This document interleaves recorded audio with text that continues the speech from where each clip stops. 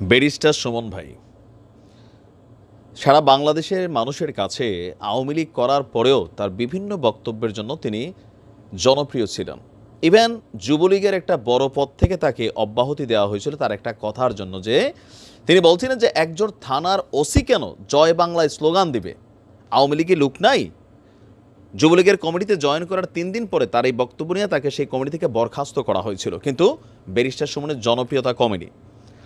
নির্বাচনের যেই ফলাফল বা নির্বাচনের আগে চুনারুঘাটবাসীর যেই উচ্ছ্বাস আমরা দেখেছি, দলমত নির্বিশেষে ব্যারিস্টার সুমনকে মানুষ ভোট দিয়েছে, কিন্তু একদম শেষ মুহূর্তে ঠিক সরকার পতনের 2 দিন আগে ব্যারিস্টার সুমনের কিছু বক্তব্য বা কিছু ভিডিও ক্লিপ যখন সামনে আসলো, তিনি তার এই যে দীর্ঘদিনের ভালোবাসা মানুষের কাছে সেটা হারাই ফেললেন, আর দেশের প্রেক্ষাপটটাই চেঞ্জ হয়ে গেল। অ্যাজ এ রেজাল্ট তার বিরুদ্ধে মামলা হলো, আর দিন শেষে তিনি আজকে কারাগারে আছেন। আমি মনে করি ওই 5ই আগস্টের আগে 4 তারিখ বা 3 তারিখ তিনার যে 2টা বক্তব্য, এই বক্তব্যগুলো যদি তিনি ওই সময় না দিতেন, তাহলে ব্যারিস্টার সুমনের জনপ্রিয়তা যেমনটা ছিল তেমনটাই থাকতো। এখনও তার জনপ্রিয়তা কিন্তু আছে, মানুষ তাকে মিস করে, এটা বাস্তবতা। কিন্তু এখন আচ্ছা যাই হোক, তো ব্যারিস্টার সুমন ভাই এই মুহূর্তে জেলে আছেন। কেমন আছেন তিনি?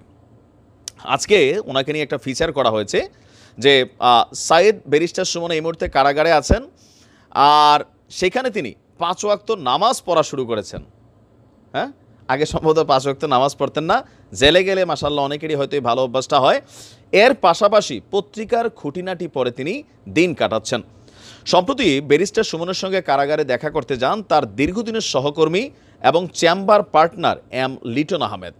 তো বেসরকারি টেলিভিশন চ্যানেল 24কে একটা প্রতিবেদন প্রকাশ করা হয়েছে। তিনি বলেছেন যে অনেক বদলে গেছেন ব্যারিস্টার সুমন, 5 ওয়াক্ত নামাজ পড়ছেন, কারাগারে ঘুম থেকে ওঠেন ফজরের আজানের আগেই। ব্যারিস্টার সুমনের জেল সঙ্গী হলেন সাবেক খাদ্যমন্ত্রী সাধন চন্দ্র মজুমদার এবং সাবেক প্রধানমন্ত্রী শেখ হাসিনার মুখ্য সচিব ও জাতীয় রাজস্ব বোর্ডের সাবেক চেয়ারম্যান নজিবুর রহমান। তাদের দুজনের সঙ্গেই একই রুমে থাকেন ব্যারিস্টার সুমন, আর তাদের সঙ্গে সাবেক এক পুলিশ কর্মকর্তাও আছে। জেলে ডিভিশন পেয়েছেন ব্যারিস্টার সুমন। ডিভিশনের বিষয়টা তো বোঝেন, আমজনতা বা আমরা যারা জেলে থাকি এক রুমে 15-20 জন 50 জন ঘুমায়, একটা বাথরুম ইউজ করতে হয়, খাবার দাবারের মান থাকে আলাদা। বা ডিভিশন হচ্ছে রাষ্ট্রের গুরুত্বপূর্ণ ব্যক্তিরা ডিভিশন পায়। রাষ্ট্র যাদেরকে গুরুত্বপূর্ণ মনে করে তাদেরকে মোটামুটি জেলের ভিভিআইপি সুবিধাটা দেওয়া হয়। তো তার মানে তারা মোটামুটি ভালোই আছে, বাট জেলে আছে। তিনি কষ্টে আছেন, তার সঙ্গে মোবাইল ফোন না থাকায়। স্বাভাবিক, মিডিয়াতে কাজ করা বা আজকের দিনে এসে আমরা আমজনত একদিন মোবাইলে নেট না থাকলে তো ভাই মনে হয় যে একদিন মানে 24 বছর। সেইখানে কারাগারে দিনের পর দিন, আর সোশ্যাল মিডিয়া প্ল্যাটফর্মে অ্যাক্টিভ আমাদের মতন মানুষ, তো কি অবস্থা বোঝেন।